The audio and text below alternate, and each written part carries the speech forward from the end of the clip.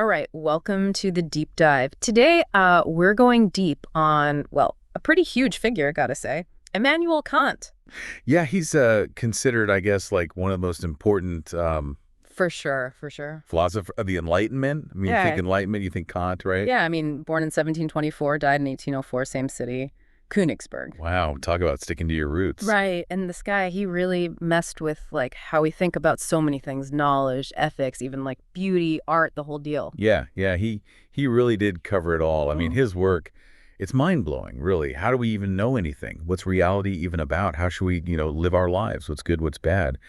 And then, like you said, art, beauty, what makes something pleasing to look at or listen to. Huge, huge topics. So, you are amazing listeners. Send us the Wikipedia page on Kant, and wow, it's a lot. It is. It's pretty comprehensive. Yeah, so that's kind of our mission here to break it down, get to like the absolute core of Kant's thinking, maybe find some, I don't know, some surprising bits along the way, and make it, understandable. Yeah, digestible. Exactly. No one wants a dry philosophy lecture, right?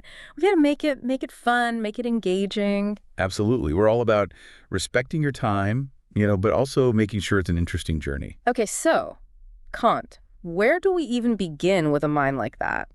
Well, I guess we got to start, at the beginning Yeah. with his life.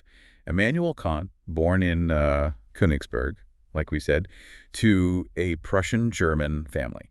Now, they were Lutheran, but, and this is kind of interesting, there's a chance, a possibility, that the family name Kant, it might have come from a Lithuanian village. Really? So Kant maybe with some Lithuanian roots? That's kind of cool, right off the bat. Yeah, it is. It is. And, another interesting thing, he was born Immanuel, but he changed his name to Immanuel later on after, getting into Hebrew. Ah, so already showing that intellectual curiosity, huh? Like diving into languages, changing his name. For sure. For sure. And I think his upbringing played a big role, too. His family, they were very much into pietism. Pietism, yeah, that's... Yeah, it emphasizes, like, deep religious devotion, humility, and a very literal interpretation of the Bible. So you can imagine his early education was, well, pretty strict, pretty disciplined, focused on, religion and Latin.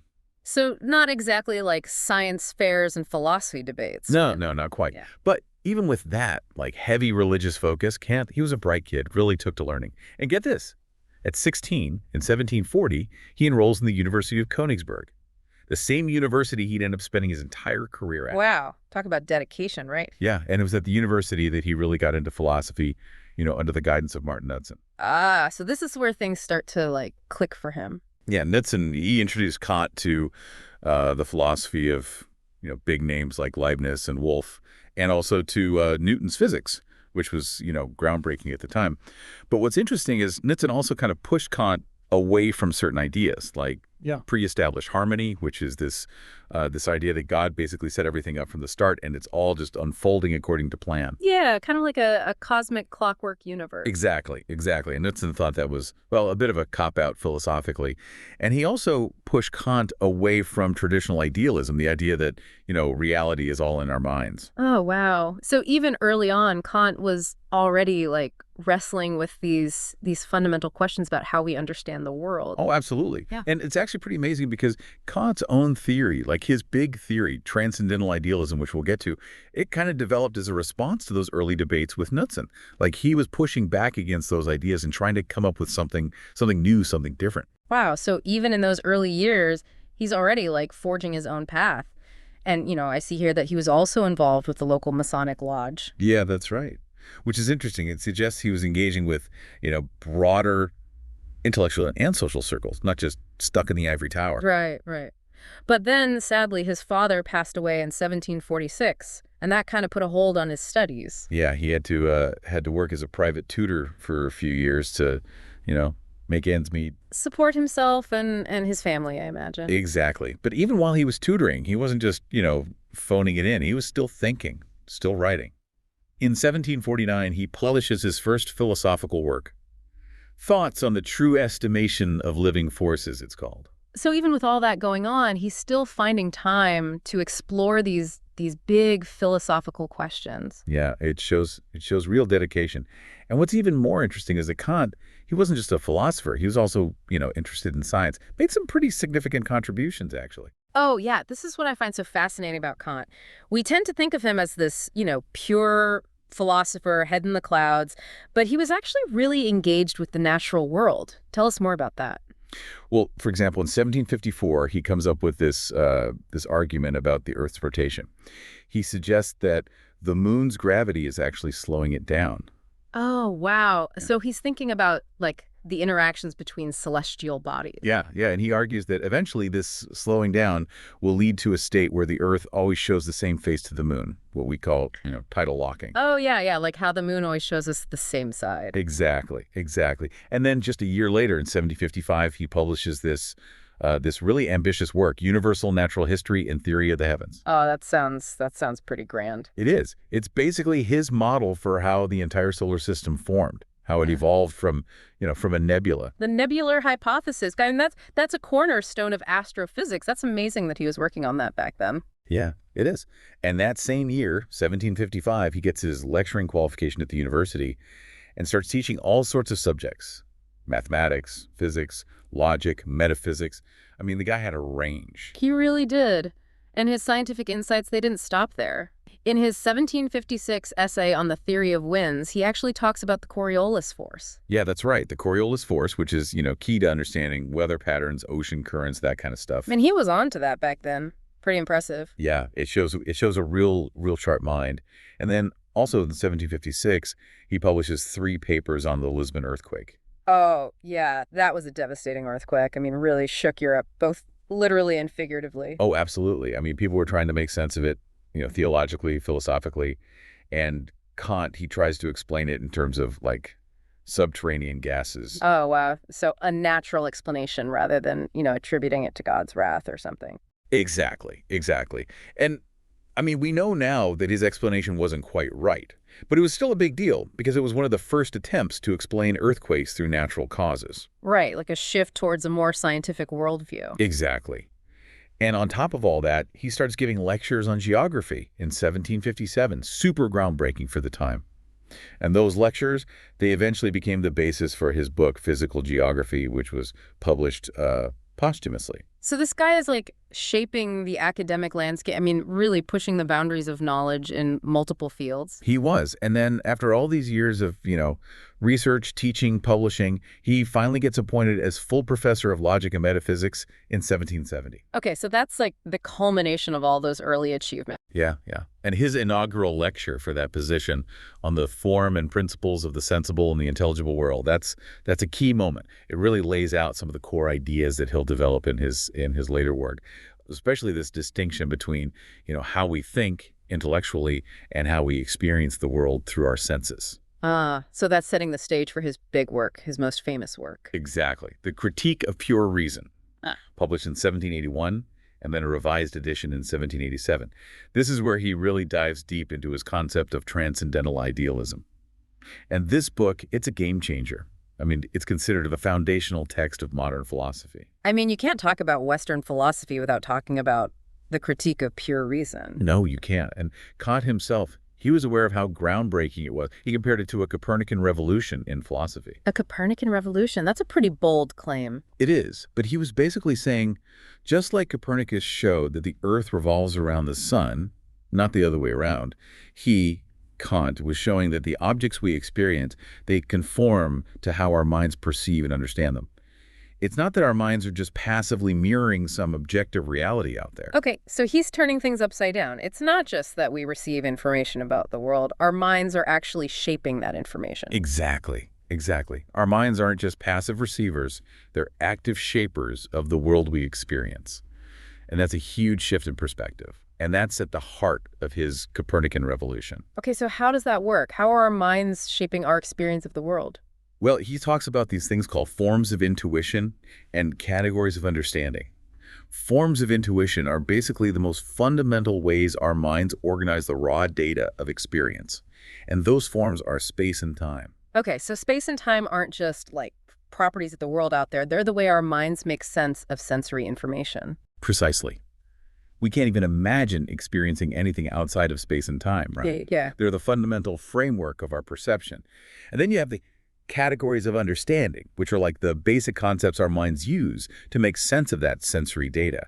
Things like substance, cause and effect. Hmm. The idea that things exist and that events have causes. And this is where the a priori stuff comes in. Exactly, Huh. exactly. A priori knowledge, which is knowledge that we have independent of any specific experience. Like, we don't have to go out and observe a million events to know that every event has a cause.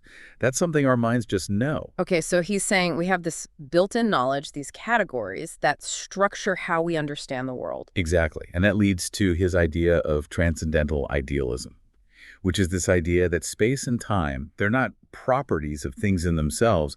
They're just the way our minds organize experience. And the objects we experience, they're not things in themselves. They're appearances. They're phenomena that are shaped by our minds. Phenomena. Okay, so that's the world as it appears to us, shaped by our minds. Right. And then there's the noumena, the things in themselves.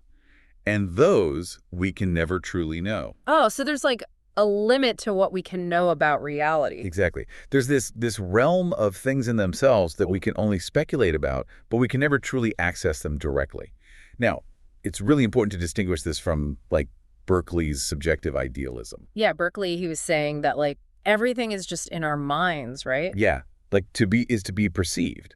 But Kant, he's not saying that nothing exists outside of our minds. He's saying there is something out there, but we can only ever experience it through the lens of our own cognitive faculties. Okay, so there's a real world out there, but we can only ever access it through our minds, through these forms of intuition and categories of understanding. Precisely. And to really understand this, he gets into this whole distinction between analytic and synthetic judgments and a priori and a posteriori knowledge, which sounds complicated, but it's actually not that bad. Okay, break it down for us. Okay, so analytic judgments, they're like statements where the predicate is already contained in the subject, like all bachelors are unmarried. You don't need to go out and interview a bunch of bachelors to know that's true. It's true by definition. And these are always a priori, right? We know them independently of any specific experience. Okay, so it's like the meaning is already there in the words themselves. Exactly. Now, synthetic judgments, they're different. They tell us something new about the subject, like the table is brown. You need to actually see the table to know that. And these are usually a posteriori, meaning we know them through experience. But Kant's big question in the critique, it's how are synthetic judgments a priori possible? Wow, yeah, that's a good question. How can we know something that's both informative, like it tells us something new, and necessarily true, like it has to be true, without relying on specific experiences? Right. And his answer is because of the structure of our minds. Because our minds are built in a way that they impose these forms of intuition and these categories of understanding on our experience. Yeah. So it's like our minds are pre-programmed with a certain way of understanding the world. Yeah, and that's how we can have these synthetic a priori judgments. Now, to really get into how this all works, he goes through this whole, like, architecture of the mind. You have the transcendental aesthetic, which deals with how we receive sensory information through space and time, and the transcendental logic, which deals with how our understanding makes sense of that information. So aesthetic is about perception, and logic is about how we think about what we perceive. Yeah, exactly. And in the transcendental aesthetic, he argues that space and time are the a priori frameworks of our intuition. So they're not out there in the world, they're the way our minds are structured to perceive the world. Okay, so our minds come equipped with these lenses of space and time. Yeah. And then the transcendental logic goes on to explore how our understanding organizes this raw data that we get through our senses. And he does this by examining the categories of understanding. So these categories, like substance and causality, they're not just things we happen to think with. They're like fundamental to how we make sense of the world. Exactly. Yeah. And he goes through this really complex argument called the transcendental deduction of the categories, where he basically shows that these categories aren't just arbitrary. They have to apply to anything we can possibly experience because they're the conditions for the possibility of experience. Okay, so they're like the rules of the game, the operating system of our minds. Yeah, I like that, the operating system. And then there's this other key idea, the principle of apperception. The I think must be able to accompany all my representations. Exactly. It's this idea that all of our experiences, they're connected, they belong to a single self-aware subject. Like there's an I that's experiencing all this stuff. And that I, that's a prerequisite for us to even make sense of the world. Okay, so there has to be a unified consciousness that underlies all these different experiences. Right. Now, after the deduction, he goes into the analytic of principles, where he connects these like abstract categories to our actual experience. And he does that through this thing called the schematism. It's basically about how the categories get a temporal dimension, how they apply to things in time. And he talks about these things called the analogies of experience. Like, how do we know that things persist over time, that events have causes, that things interact with each other? Exactly. And he argues that these principles, they're not just based on observation, they're necessary because of how our minds structure experience. Okay, so he's like grounding these fundamental principles in the way our minds work. Yes. And it's important to remember that in the second edition of the Critique, he adds this section called the Refutation of Idealism. Oh, right, because people were accusing him of being a subjective idealist like Berkeley. Yeah, and in this section, he's really adamant that he's not denying the existence of the external world. He's just saying that our access to it is always mediated by our minds. Right. And he makes this distinction between phenomena, which is the world as it appears to us, and noumena, the things in themselves. And he's saying we can have knowledge of phenomena, but noumena are forever beyond our grasp. Okay, so there's a limit to what we can know. And then we get to the transcendental dialectic. That's where he gets into metaphysics. Yeah, and this is where Kant gets really critical. He's basically taking on traditional metaphysics and showing how it leads to all sorts of problems and contradictions. Okay, so he's not a fan of metaphysics. Well, he thinks that when our reason tries to operate independently of experience, it gets into trouble. It tries to answer questions that are beyond the limits of what we can possibly know. Okay, so like questions about the soul, the universe as a whole, the existence of God. Exactly. Those are the three main ideas of pure reason. And he goes through all the traditional arguments for these ideas and shows how they're all flawed, like the ontological argument, the cosmological argument, the teleological argument for God's existence.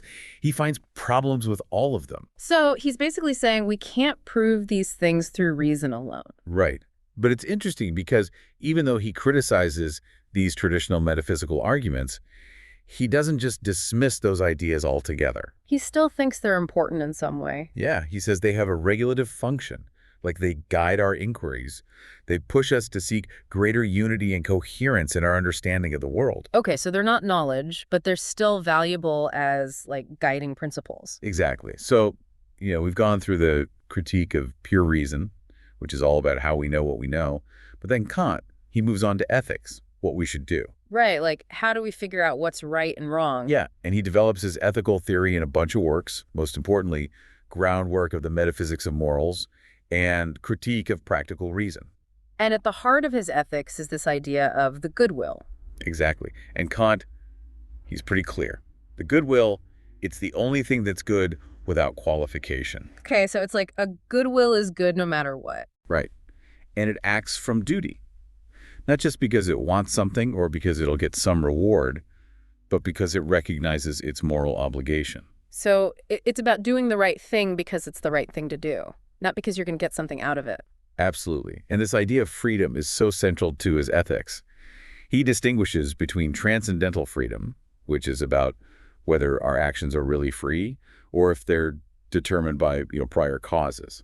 Like the whole free will versus determinism debate. Yeah, exactly. But then he also talks about practical freedom, which is our experience of being able to make choices based on reason. Like we feel like we can choose to do the right thing even if we're tempted to do something else. So transcendental freedom is about the metaphysics of freedom, and practical freedom is about our lived experience of making choices. Yeah, and Kant says practical freedom is the basis for morality. Because if we're not really free to choose, then it doesn't make sense to talk about moral obligation. Right. And then we get to his big idea in ethics, the categorical imperative. Yeah, the categorical imperative. It's basically the principle that tells us what our moral duty is. And it's categorical, meaning it applies unconditionally.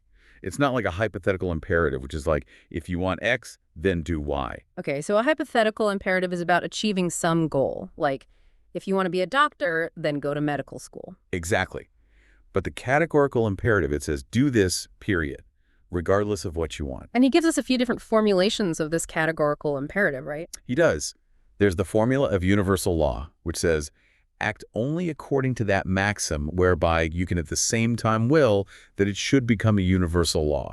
So basically, could you imagine everyone doing what you're about to do? If not, then it's not morally permissible. Okay, so it's about universalizability. Could you make it a rule for everyone? Right. And then there's the formula of humanity as an end in itself, which says act in such a way that you treat humanity, whether in your own person or in the person of any other, always at the same time as an end, and never merely as a means. So don't use people, respect their inherent dignity. Exactly. And then the third one is the formula of autonomy, or the realm of ends, which emphasizes that everyone is a rational being capable of making moral decisions, so we should treat each other as such. So it's about respecting everyone's autonomy, their ability to make their own choices. Exactly. And all these formulations, there's supposed to be different ways of expressing the same underlying moral principle, although there's debate about how exactly they all fit together. And then there's the idea of a maxim, which is basically the principle behind our action. Yeah, it's like the rule that you're following when you do something. And Kant says, to figure out if an action is moral, you have to see if the maxim behind it could be universalized. And if it can't be universalized, then the action is wrong. So, like, if you're thinking of stealing something, could you imagine a world where everyone just steals whatever they want? Exactly. And if that leads to a contradiction, either a contradiction in conception or a contradiction in will, then you know the action is wrong. Okay, so a contradiction in conception is like, if everyone stole, the concept of property wouldn't even make sense anymore. Right. And a contradiction in will is like, if everyone stole, no one would want to live in that world. Now, later on, in the doctrine of virtue, which is part of his metaphysics of morals, he goes deeper into our specific duties. Okay, so like, what are our obligations to ourselves and to others? Exactly. And he focuses on duties of virtue, like developing our talents, and duties to others, like helping those in need. And he also talks about how we should think about the ends we're trying to achieve with our actions. So it's not just about following the rules, it's also about having the right goals. Yeah, like striving for our own perfection and the happiness of others. And then moving on from individual ethics, Kant also gets into political philosophy. Right, and he's a big advocate for Republican government. So government based on the consent of the governed. Exactly. And he lays out his vision for a peaceful world in his essay Toward Perpetual Peace. A world without war, that's a pretty ambitious goal. It is. But he lays out these specific conditions that he thinks are necessary for achieving lasting peace. Like, all states should be republics, there should be a federation of free states, that kind of thing. So like a global system of cooperation between democratic states. Yeah, and it's important to remember that he was writing this in the 18th century, when this was, a pretty radical idea. And his theory, it's more of a philosophical ideal. It's not like a step-by-step plan for world peace. But it's still incredibly influential. Oh, absolutely.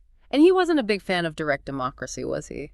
No, not really. He thought it could lead to a tyranny of the majority, where individual rights could be trampled on. Okay, so he was more in favor of representative government with checks and balances. Yeah, he thought that was the best way to protect individual freedom. And he gets into all this in his Doctrine of Right, which is all about the principles of external freedom, like how we can have a society where everyone is free to act without interfering with each other's freedom. Okay, so it's about finding that balance between individual freedom and the need for order. Exactly. And his basic principle there is that any action is right if it can coexist with everyone else's freedom under a universal law. So it's all about finding those universal principles that allow for maximum freedom for everyone. Right. Now, besides all this, Kant also wrote about religion and aesthetics. Oh yeah, we got to talk about those too. His religious views are pretty interesting, and his aesthetics are, they're super influential. Yeah, they are. So in his religious writings, like in Religion Within the Bounds of Bare Reason, he's pretty critical of organized religion.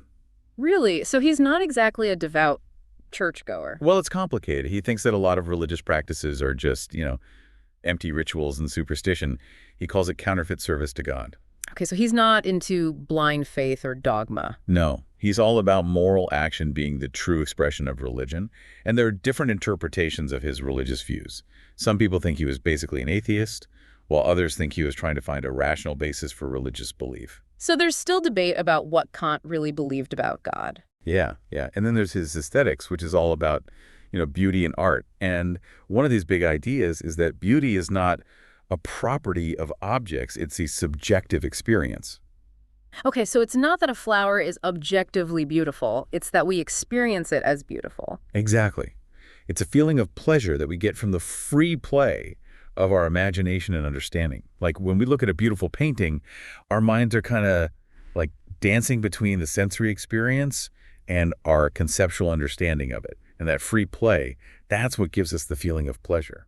And he thinks these aesthetic judgments, they have a kind of universality to them, Yeah. right? He thinks they're subjective, but they also claim to be universal.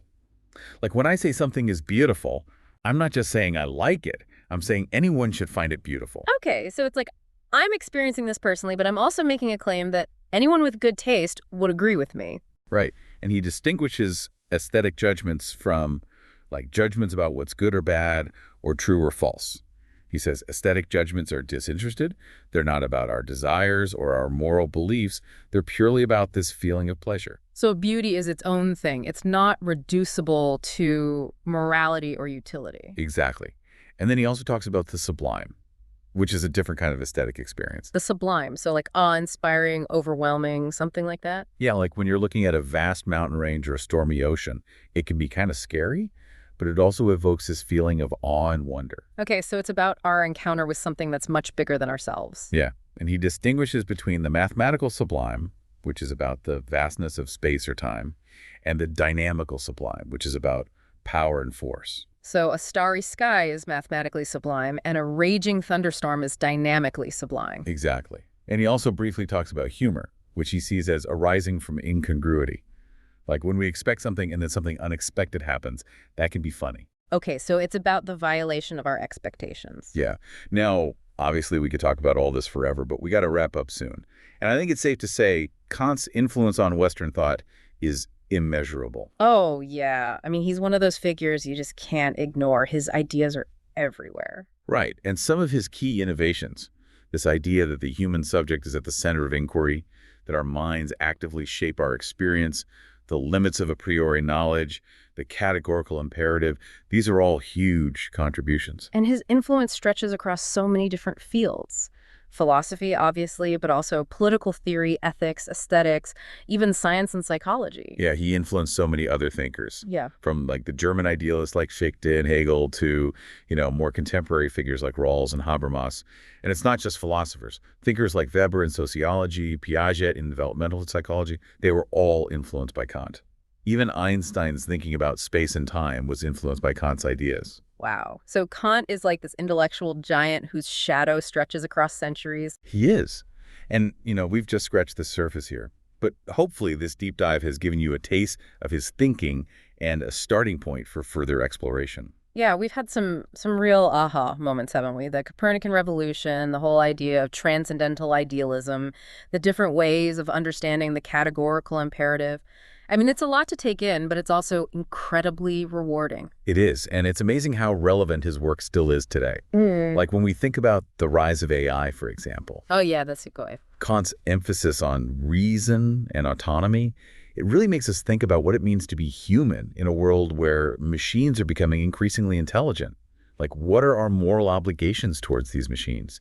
And how do we preserve our own autonomy in a world that's increasingly shaped by algorithms? Wow, those are some big questions. And it's incredible that Kant, writing centuries ago, can still offer us insights into these contemporary challenges. He can. And that's, I think, why he continues to be studied and debated.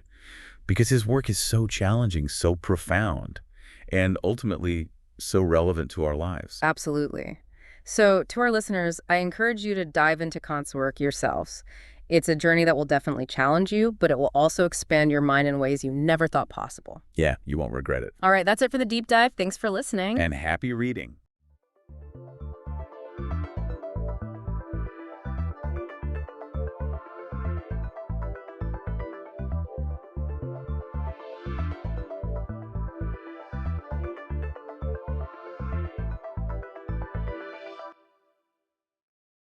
I bet you're here because, like me, you're fascinated by ancient Egypt. And particularly by these mysterious tombs in the Valley of the Kings. Right. I mean, it's one thing to know the basic facts. And another to really grasp the significance. Man, like, what was it actually like? To build these tombs. And to be buried in them. To rule from a place with this much power. And to believe so strongly in an afterlife. Exactly. So that's what we're doing today. A deep dive into the Valley of the Kings. No stone unturned. But also no getting bogged down in the weeds. Exactly. It's about understanding the big picture. The why. The how. The who. All right. Let's start by getting our bearings. Okay. We're talking about a very specific place. Right. in Egypt, on the west bank of the Nile, across from the ancient city of Thebes. which is modern-day Luxor. And this area is known as the Theban necropolis, And within that necropolis, you have the Valley of the Kings, which itself is divided into two main sections, the East Valley, and the West Valley. sometimes called the Valley of the Monkeys. If you look on a map, You'll find it at roughly 25 degrees, 44 minutes, 27 seconds north. and 32 degrees, 36 minutes, 8 seconds east, Right. Valley of the Monkeys. I love that name. Yeah, it's evocative. So why this specific valley? Why choose it for royal burials? For such a long time. Well, I think the answer is in the landscape itself. What do you mean? Look at the Theban hills. They're dominated by a peak called Al-Korn. Okay. The ancient Egyptians called it Tedehent, Which means? the peak. Okay. And it has this striking pyramid shape. I It's saw. almost certainly no coincidence. You think they were drawn to that shape? Even though the Great Pyramids were built over 1,000 years earlier, It was a way to connect to that golden age. to that power. Exactly. It wasn't just a secluded spot. It was symbolically charged, Right. and of course it was secluded. Which meant it was easier to protect. They even had a special police force Called the Medjay. who guarded the necropolis. To prevent tomb robbing. Right. Okay. So we've got this valley This wadi. surrounded by these dramatic cliffs. What's the ground like? Yeah, what were they actually digging into? Over 1,000 feet of layered rock. Mostly. Limestone, Right. other sedimentary rocks as well. And these layers were laid down Millions of years ago. between 35 and 56 million years ago, Oh, wow. back when the Mediterranean Sea extended much further south. So different from the landscape today. Right. Hard to imagine. And then over millennia, rainfall gradually carved out this plateau Creating the valley we see today. during the Pleistocene epoch. So it wasn't always this arid. No, not at all. And even now, they still get those flash floods, Occasionally. which can be pretty intense. They can. And they wash debris into the tombs. Even today, I yeah. hadn't thought about that. It's a constant threat. So the ancient Egyptians had to deal with that too. Oh, yeah. What about the actual rock? Was it all the same? Oh, no, not at all. The quality varied a lot. How so? You could have fine-grained stone, good for carving, Right. and then right next to it, coarse, fractured rock. Not good for tombs. No, very unstable. And there are layers of shale, too. Yes, and shale is tricky. It's flaky, and it expands when it gets wet. Which could crack the surrounding stone.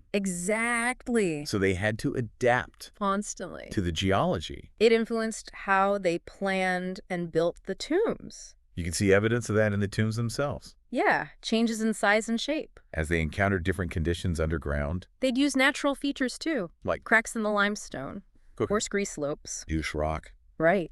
They even built near the edges of these rock spurs. which were formed by ancient flood channels. Exactly. So they were always negotiating with the landscape, Trying to work with it. not against it. Right. I read that the Amarna Royal Tombs Project used ground-penetrating radar. Yeah. They found these hidden shelves beneath the surface. Like sudden drops in the cliff face. concealed by the scree, Right. and then there's the water. There are at least 7 active stream beds 7. that drain into the main valley area. That's a lot of potential for flooding. It is. And there's evidence of a major flood When? towards the end of the 18th dynasty. Which did what? Buried some of the tombs. Under meters of debris. Yes. Which tombs? Well, KV 55, Okay. KV 62, which is Tutankhamun's tomb, Wow. and KV 63. All buried. These tombs were dug below the level of that flood debris, So the valley floor was lower then. much lower. Then what happened? Later dynasties leveled the valley floor.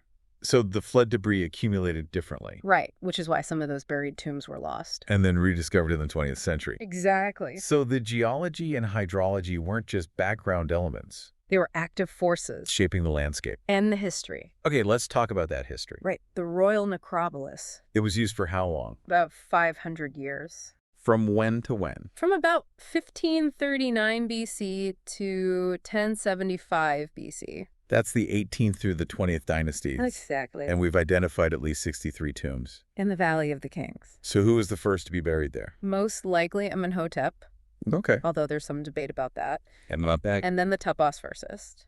We have a record of that, right? Yes, an inscription from his advisor, Ineni, What does it say? that he advised the king to build his tomb in this secluded valley. And which tomb is that? We're not sure, but it's probably either KV 20 or KV 38. So this was a real departure from the pyramids. A big shift. Why the change? Was it just about security? I mean, the pyramids were pretty vulnerable to tomb robbers. So that was definitely a factor. These hidden tombs would be much harder to find. And to loot. But it might also be about changing beliefs. About the afterlife. About the relationship between the pharaoh and the divine. Right. And it's called the Valley of the Kings. But it wasn't just for kings, was it? No, you're right. There were others buried there, too. Yes. Favored nobles. Wives and children. Of both nobles and pharaohs. Exactly. So only about 20 of the tombs actually contain kings. That's right. That's surprising. It is. It shows how important this place was. The entire royal family and elite. And the burial practices changed over time, too, right? Yes, they did. How so? Well, in the early 18th dynasty, it was mostly kings. Who got these big, elaborate tombs. Right. Non-royals were buried in smaller chambers. Often near their royal masters. Like they were meant to continue serving in the afterlife. Interesting. But Amenhotep III broke with that tradition. He chose the Western Valley for his tomb. And his son, Akhenaten, moved tomb construction away from Thebes entirely.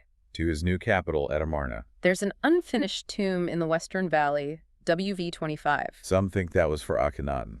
Before the religious changes. And then, when they returned to more traditional beliefs, the burial shifted back to the Valley of the Kings under Tutankhamun and Horemheb. And the tombs got bigger and more complex. Especially in the 19th and 20th dynasties. Yeah, with Ramses II. And Ramesses III. They built huge tombs for their sons. Like KV5. Built by Ramses II. It has over 120 chambers. It's like an underground palace. And Ramesses III built KV3 for some of his sons. Wow.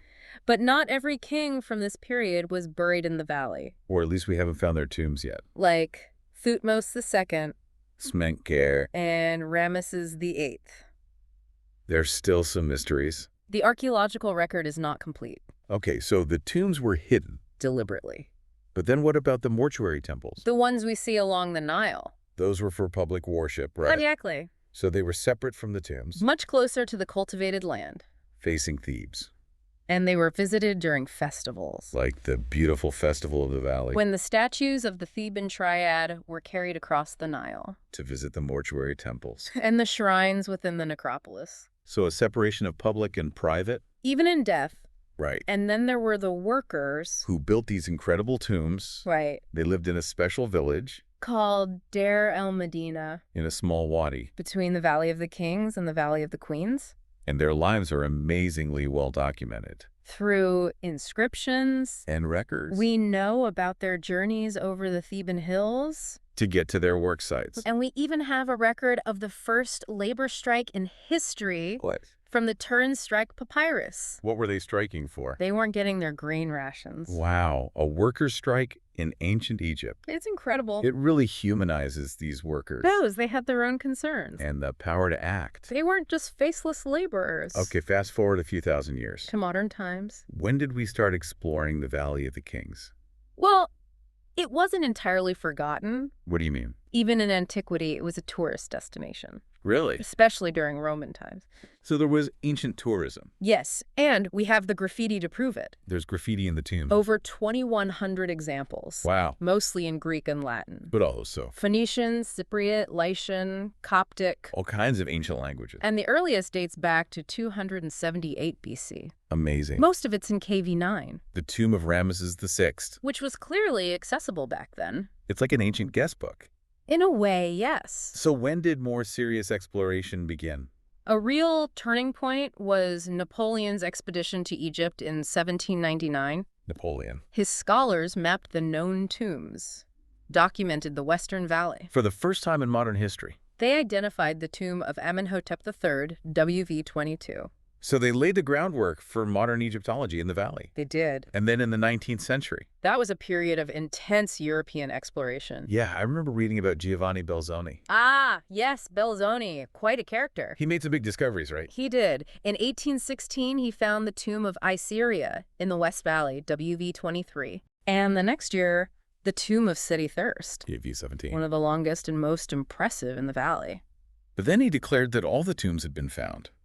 He did, rather prematurely. Famous last words. Right. So there was still more to discover. A lot more. And there was a rivalry too, right? Yes, between Belzoni, who was working for the British, and Bernardino Drevetti.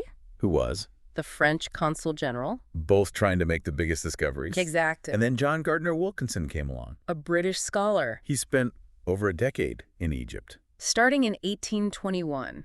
Documenting the tombs. Copying inscriptions and artwork. And he established a chronology of the New Kingdom rulers.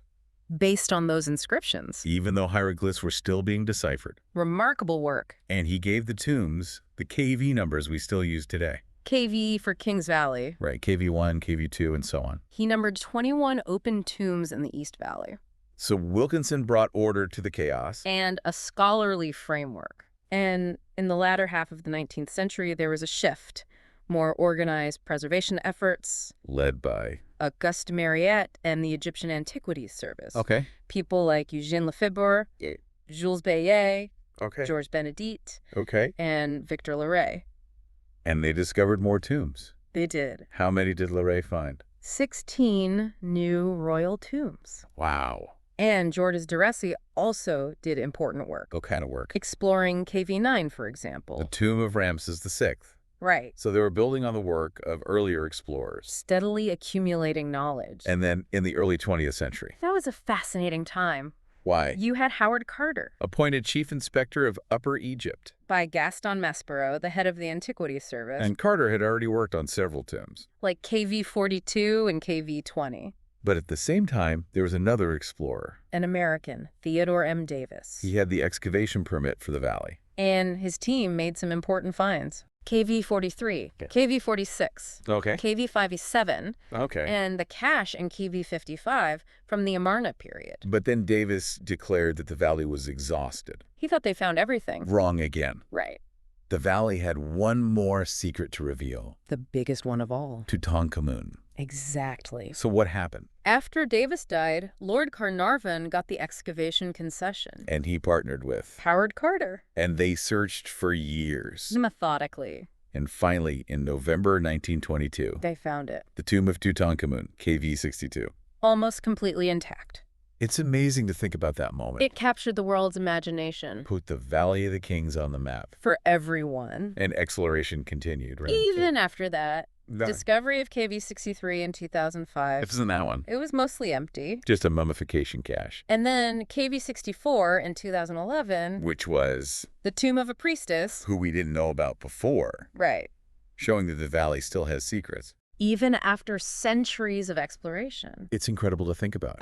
Especially since only 11 of the tombs have been fully recorded. Out of over 60. So let's talk about the tombs themselves. Okay.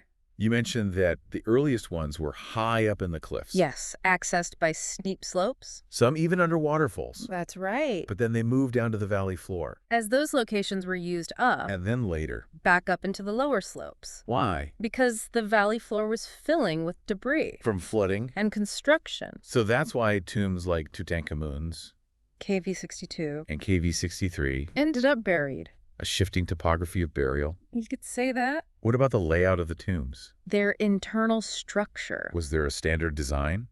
It evolved over time. How so?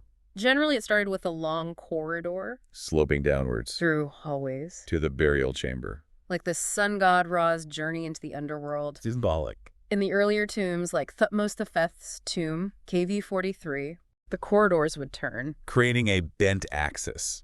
and some burial chambers were shaped like cartouches. Like the royal name rings? Exactly. It sounds like a disorienting journey. Maybe intentionally. And then it became more linear After the Amarna period, with the jogged axis, like in the tomb of Horemheb, KV57. which is sometimes open to visitors. And finally, the straight axis. In the late 19th and 20th dynasties, like the tombs of Ramesses III, KV11. And Ramesses the X, KV6. So they simplified the journey, Streamlined it, and the corridors became less steep. almost disappearing in some of the later tombs. Interesting. There's also the well shaft.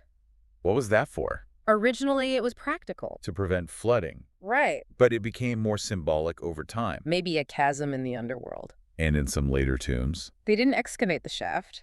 But they still included a well room in the design. It shows the importance of the symbol, So, from practical to symbolic. a common pattern in ancient cultures. And the decorations inside the tombs. Those incredible paintings. And hieroglyphs. Most of the royal tombs were extensively decorated, Wow. religious texts and images. And they change over time, right? Yes, reflecting evolving beliefs. Like, Well, the earliest decorated tombs from the mid-18th dynasty onwards okay. featured scenes from the Amduat.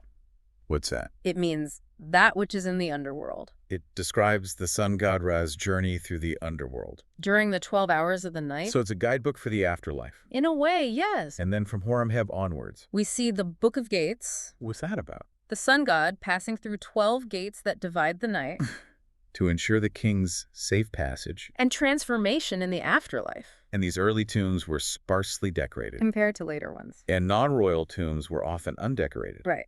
So what came after the Book of Gates? In the 19th dynasty, the Book of Caverns emerged. What's that? It depicts the underworld as a series of caverns, Filled with deities and the deceased.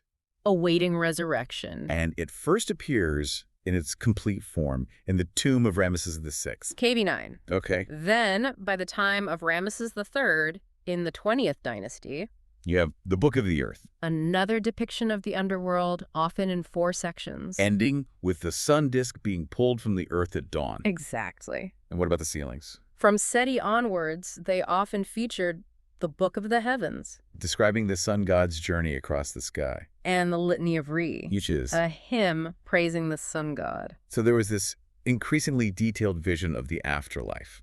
being presented in the tombs. It's fascinating how these beliefs evolved. The placement and illustrations of these texts give us so much information. About their religious beliefs and cosmology. Absolutely. Okay, so we've got the architecture. The decorations. Well, what about the objects inside the tombs? What did they bury with the kings? Well, I know they believed they needed things in the afterlife. They did. They needed everything for a comfortable existence. Like, Furniture, right. vessels for food and drink, Okay. clothing, Okay. jewelry, Okay. and also magical and ritualistic items. I- Shabtais, Those little figurines. to do work for the deceased, Right. and statues and amulets of deity, But protection. Some items were from the king's lifetime. like sandals, Or ceremonial objects. and others were made specifically for the burial So it was a mixture of practical and magical. to ensure a smooth transition to the afterlife. And speaking of practical, let's talk about the KV numbering system. How did that come about? KB stands for. Kings Valley, Right. And it was John Gardner Wilkinson who created the system. back in 1827, He painted the numbers above the entrances. starting with KV1 and going south, And he also numbered the tombs in the West Valley. WV1 through WV4, But those were later integrated into the main system. as WV22 through WV25. And new discoveries get added to the list. We're up to KV64 now. Wow. But not every tomb was used for a royal burial. What do you mean? Some were unfinished Okay. or unoccupied. Okay. Some have unidentified owners. Okay. And some were just storage pits. I see. And most of the open tombs are in the East Valley. Okay, so let's look at some specific tombs. To see how they developed over time. What were some key features of 18th dynasty tombs? Well, they show a lot of variation. In decoration, architecture, And location. which suggests there wasn't a standardized plan yet. Okay, so give me some examples. The tomb of Hatshepsut. The female pharaoh. It's unique. How so? It has this long, twisting descent. Over 200 meters. And the tombs of Thutmose III and Thutmose IV KV 34 and KV 43. are good examples of the bent axis layout. And they have simpler decorations. Compared to later tombs, And Amenhotep III's tomb is in the Western Valley.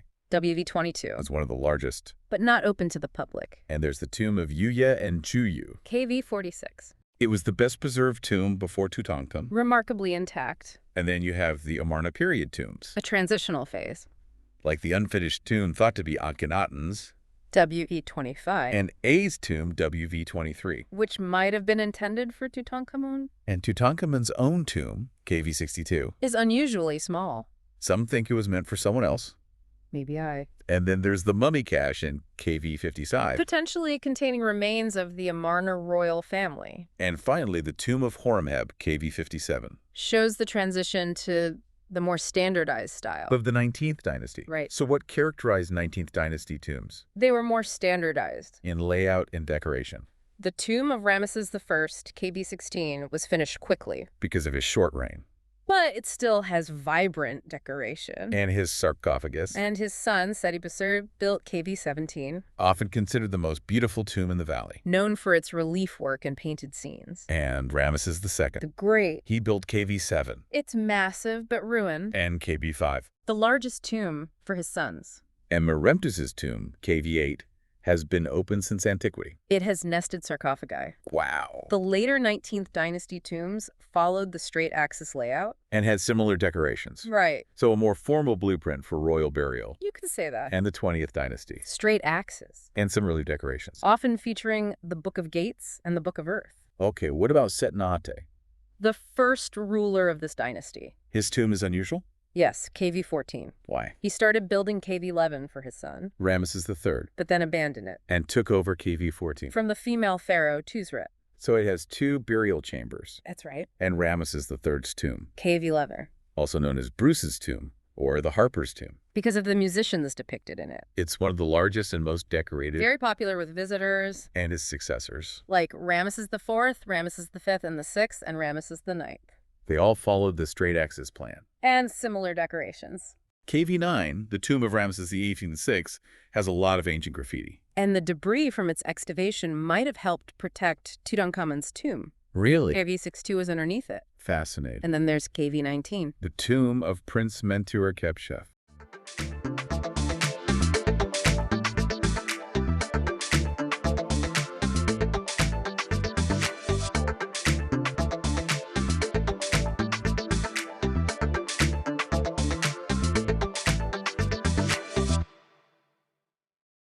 Welcome back, deep divers. We're diving deep today. You know how we do. That's right. Always down for a good deep dive. If you're here, it's got to be, because you're all about that rapid knowledge gain. Absolutely. No time to waste. Gotta learn all the things fast. And today, the thing is, well, it's in West Java, Indonesia. It's called Gunung Padang. Heard of it? Oh, Gunung Padang. It's creating quite a buzz. It's one of those places that just raises a ton of questions. For sure. It's a megalithic site. Yeah. Which means it's made of these, like, massive stones. Huge stones. Yeah, exactly. And it's perched right on top of what we think was an extinct volcano. Imagine that. A giant stone structure on a volcano. Pretty wild, right? And when you see it, it's all these terraces, kind of like giant steps carved into the hillside. Oh, I've seen pictures. There are walls and stairs and stuff too, right? Yep. They're all supported by stone walls, and those stairs made of andesite. Andesite, that's a volcanic rock, isn't it? You got it. Volcanic rock, very common in the area. So it's like this ancient, mysterious site built with volcanic materials. That's already pretty cool. But there's also a local legend tied to this place, right?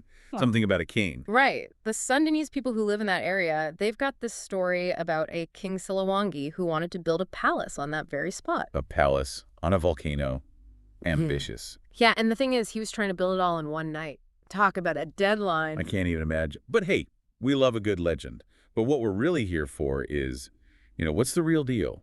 What does archaeology tell us about Gunung Padang? You're right. We got to separate the myth from the reality. That's what we do here. Deep dive into the actual archaeological evidence and see what's up. And the age of this site. There are some, shall we say, differing opinions on that. Differing opinions, that's putting it mildly. We've got some sources to work with, mainly the Wikipedia page for Gunung Padang. It's actually a pretty good summary of what we know from research and all those age estimates. It gives us a good starting point. So let's go way back. How did people even find out about Gunung Padang in the first place? Well, the first time we see it mentioned, it was back in 1891. 1991. That's a long time ago. Right. It was by this Dutch historian, Roger Verbeek, in one of his books. He was basing it on a report by a guy named M. de Corte. De Corte visited the site in 1890. So de Corte, this guy from 1890, what did he see when he got to Gunung Padang? So according to Verbeek, de Corte described seeing 4 terraces right on the summit. They were all connected by, as he called them, rough stone steps. Okay, so already we're getting a sense of a structure, levels, steps. And get this, these terraces, they weren't just dirt or whatever, they were paved, like with flat stones, but, kind of uneven. And he saw all these upright andesite stones, sharp and kind of pointy, sticking up all over the place. Those must be those hexagonal columns we mentioned earlier. Exactly. They really define the look of the place. De Corte, he also saw these small mounds on each terrace. He thought maybe they were graves, They were surrounded by stones, topped with a couple of pointed stones. It's amazing to think that someone was there over 100 years ago documenting all of this. Right. And it's interesting because it already gives us a picture of this deliberately built space, maybe even used for rituals or burials. It's like we're getting a glimpse into the past. And de Corte wasn't the only one who noticed this stuff. No, you're right. Another Dutch archaeologist, Nicholas Johannes Krom, he was there in 1914. He wrote a report for the Department of Antiquities, and he said pretty much the same thing. So two different archaeologists, decades apart, seeing the same basic features. Right, and their reports, they match up pretty well, which tells us they both saw this, deliberately structured layout the same way. So we have this early picture of Gunung Padang, but then things go quiet. Yep. After 1914, it kind of disappears from the radar for a while. Like, nobody's talking about it, no new research. Weird, right? Especially since those early guys seem so interested in it. Yeah. It's pretty common, though, especially with sites that are kind of out of the way, They get documented and then, poof, forgotten. It makes you wonder if there are other amazing places out there just waiting to be rediscovered. I'm sure there are tons. So, Gunung Padang, it kind of went into hiding, but thankfully, not forever.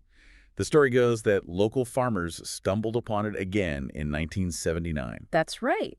Those farmers, they brought Gunung Padang back into the spotlight. And I bet that kicked off a whole new wave of interest and research. Oh, absolutely. It wasn't just farmers interested anymore. It was archaeological institutions, too. Like the Bandung Institute of Archaeology got involved, and the Directorate of Antiquities, even what's now called PUSPAN, the National Research Center for Archaeology. That's great that they all got involved. It was a big collaborative effort. And what's really cool is that the local government and community groups, they joined in too, right? Yep.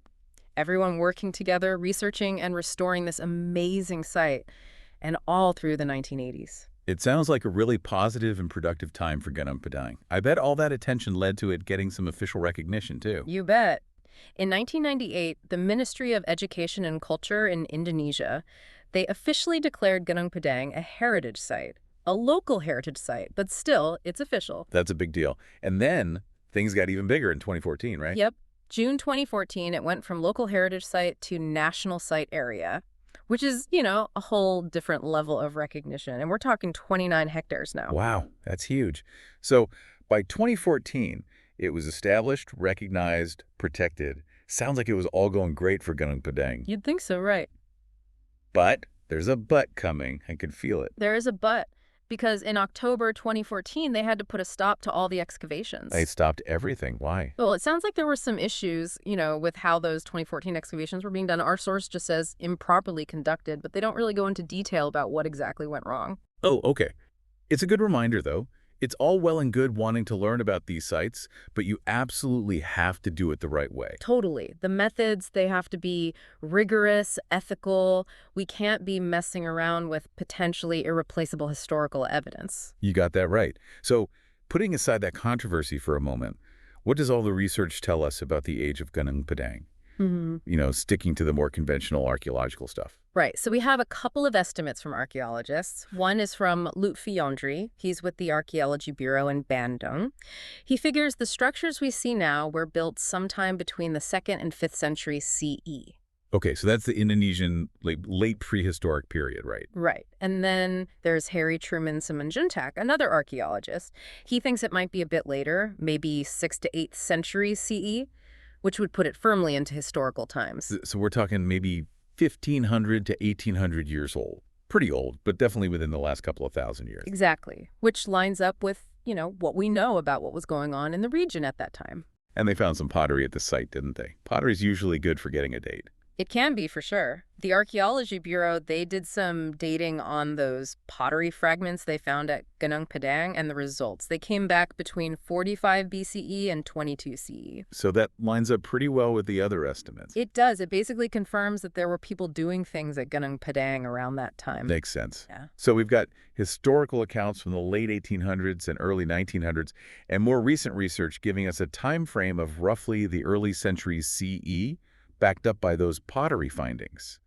Archaeology is painting a pretty consistent picture here. It seems like it. But this is where we get to the fringe date hypothesis, and things go from normal archaeology to something a lot more controversial. Oh, yeah. Things get a little wild.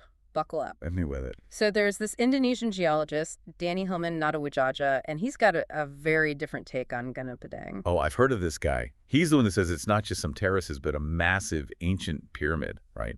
That's him. And he's saying this thing was built way, way earlier than anyone else thinks, like between 9,000 and 20,000 years ago. Whoa, that's not just a little earlier, that's ridiculously earlier.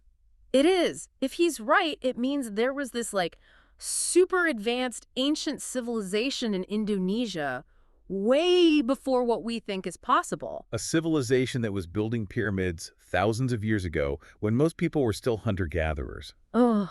I can see why that would make people raise their eyebrows. Oh, yeah, you can say that again. A lot of scientists were, let's say, skeptical of Nadawijaja's idea. A lot. Yeah, a lot. So not everyone's convinced that Gunung Padang is this lost pyramid of an ancient super civilization. To put it mildly, no. There's this volcanologist, Sutikno Branto. He thinks Gunung Padang is just like a natural rock formation. Specifically, he says it's the eroded neck of an old volcano. So on one hand, we've got a lost pyramid. On the other, just a volcano doing its thing. Talk about two completely different ways of looking at the same thing. And what about archaeologists? What are they saying about this whole super ancient pyramid thing? Well, they're the ones who usually figure out ancient stuff built by humans, right? Yeah. And they're not really buying it either. There's this archaeologist, Victor Perez. He's pretty blunt. He calls Nadawijaja's conclusions pseudo-archaeology. Ooh, that's a harsh word. What does that even mean? Basically, he's saying that Nadawijaja is claiming to be scientific, but he's not following the rules of archaeology. Like, his methods, his evidence, they're not solid. Not a good look for Nadawijaja. But you know, it's wild. Our sources say that Nadawijaja's ideas, they actually caught the attention of the president of Indonesia back then. Yeah, Susilo Bambang Yudhoyono, he even set up a whole task force to look into this stuff. So we've got a president taking an interest in a super ancient pyramid that most scientists are saying doesn't exist. You can see why this whole thing got so messy. I mean, the president's involved now. It makes it super sensitive, you know? Totally. Our sources mentioned an archaeologist who wanted to remain anonymous. I wonder why. Probably because the president was involved. Anyway, this archaeologist, they pointed out that in archaeology, you usually find stuff, then you date it, then you try to figure out what it all means, you know, the history, the context. But with Nadawijaja, it was like he had the dates from carbon dating and then just invented a civilization to fit those dates. Like backfilling the story instead of letting the evidence lead. And you know what else is interesting? He was working with a politician, Andy Arif. Yeah, not just an archaeologist, but a politician involved too. Makes you wonder, doesn't it? It does. And it seems like a lot of people were wondering the same thing. Like, Indonesian scientists were not happy. 34 of them, archaeologists and geologists, signed a petition. A petition? What do they say? Basically, they told the president straight up, we don't trust these guys, their motives are shady, and their methods are bad science. You know, when 34 scientists get together to sign a petition, you know something's fishy. You know it. And this all leads up to that research paper and the whole retraction drama. Ah, the research paper. Tell me everything. Okay, so October 2023, Nadawijaja and his buddies, they published this paper in a journal called Archaeological Prospection. And this is where he says, Gunung Padang is a 27,000-year-old pyramid. Right.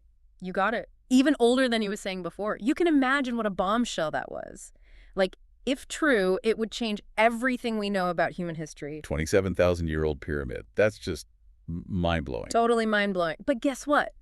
It didn't last long. I bet it didn't. What happened? March 2024, just a few months later, the publisher of the journal, Wiley, along with the editors, they retracted the paper. Retracted. That's a big deal in science. It basically means they're saying, we screwed up. This paper shouldn't have been published. Exactly. It doesn't happen very often, so when it does, you know something went seriously wrong with the research. So what exactly went wrong with Nadawijaja's paper?